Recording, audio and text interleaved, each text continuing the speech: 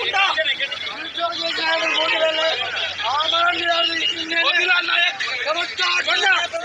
మోతీలాల్ నాయక్ మా మిత్రుడు 9 రోజులు ఆమరణ నిరాహార చేస్తే ప్రభుత్వం దున్నపోతు మీద వాన కురిసినట్టుగా ఉంది. అసలు మనిషి ఉన్నాడా చచ్చిపోతున్నా అని కూడా ఇది లేకుండా ప్రతిపక్ష నాయకులు ఎమ్మెల్యేల ఇల్లు చుట్టూ తిరుగుకుంటా రాజకీయాలు చేస్తున్నాయి. రేవంత్ రెడ్డి నిరుద్యోగాలు పట్టించుకోవట్లేదు.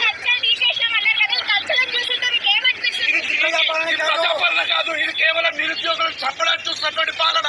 అసలు నిరుద్యోగులు ఇది న్యాయమైన డిమాండ్. ఇది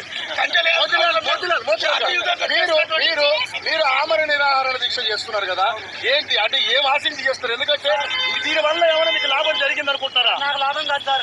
తెలంగాణలో 12 సంవత్సరాల నుంచి 34 లక్షల మంది నిరుద్యోగులు చచ్చిపోయేలాగా పరిస్థితిలో ఉన్నారు. వెయిట్ చేసి కళ్ళు కాయలు కాసిపోయినాయి. వాళ్ళకి న్యాయం చేయండి, నాకు కాదు. వాళ్ళ కోసం నేను చేసిన పోరాటం ఇది. నేను నా క్యారెక్టర్ అసోసియేషన్ చేసినారు, ఇప్పుడు ఉద్యోగం తీసుకున్నానని చెప్పేసి అది చేసిన ఇది అని చెప్పేసి అది చేస్తే ఇక్కడ ఎందుకు వచ్చిన బ్రేక్ ఆఫ్. ఖబర్దార్ రేవంత్ రెడ్డి.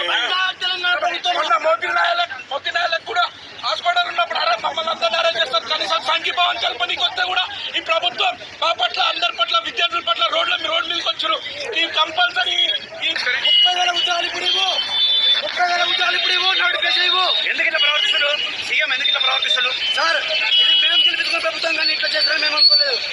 నేను 9 రోజులు చచ్చిపోయే పరిస్థితిలో నుంచి నా జీవితం, నా రక్తం మొత్తం అగ్నిగుణమైపోయి ఇంత కష్టం చేసినా కూడా ప్రభుత్వం ఒక్క పర్సెంట్ లేదు. ఇది ఆర్థిక ప్రభుత్వం కదా, ఇది కరెక్ట్ పద్ధత? ఇది కరెక్ట్ పద్ధతి. అన్ని ప్రభుత్వాలు మారినా విద్యార్థుల భవిష్యత్తు మారడం. ఇప్పుడు కనుక ఈ రోజు సాయంత్రం నోటిఫికేషన్ రాకపోతే 2 రోజుల నుంచి 3 రోజుల్లో తెలంగాణ నిరుద్యోగ మార్చాన్ని పెడతాం. 30 లక్షల మంది నిరుద్యోగులు తెలంగాణ సార్. మేము ఎవరికి మిస్గైడ్ అనేది కాదు, ముఖ్యంగా ఆయనకు వాళ్ళ క్లారిటీ లేదు వచ్చినప్పుడు మేము ఏమంటాం, నిరుద్యోగుల పట్ల రావాలి. మేము మాట్లాడితే ఒప్పుకోము.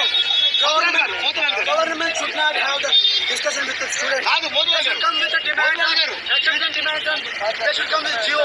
నిరుద్యోగుల పక్షాన పోరాడుతున్న బల్మూరు వెంకట్ గారి, భీమవరం మల్లన్న గారి ఏ విధమైన వాళ్ళు కాంగ్రెస్ పార్టీ తొత్తులు. కాంగ్రెస్ పార్టీలో ఉన్నప్పుడు వాళ్ళ పదవులు వచ్చిన తర్వాత మాకోసం ఎందుకు కొట్టేస్తారండి? వాళ్ళు మాకోసం ఎందుకు మీరేం చేద్దాం అనుకుంటారు లాస్ట్ సార్? ఇప్పుడు మా డిమాండ్ పరిష్కరించాలి.